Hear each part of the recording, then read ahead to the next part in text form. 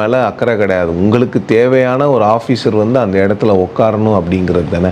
அப்போ இங்கே வந்து என்ன பப்ளிக் குட் இருக்குது இதில்? விஜய் கேட்குற கேள்வி ரொம்ப நியாயமான கேள்வி. நாங்குநேரி இன்சிடெண்ட் மட்டும் இல்லை, உங்களுக்கு தமிழ்நாட்டில் தினமும் கொள்ளை இது போன்ற விஷயங்கள் நடந்து கொண்டே இருக்கிறது.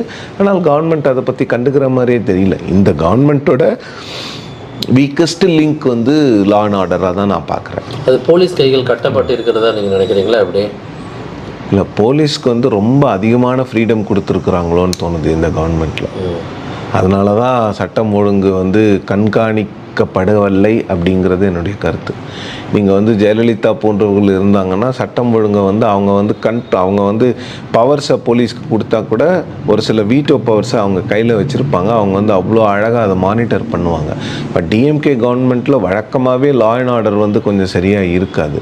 இந்த கவர்மெண்ட்டில் லா அண்ட் ஆர்டர் தான் வீக்கஸ்ட் லிங்க். இன்னொன்று, போலீஸ்க்கு வந்து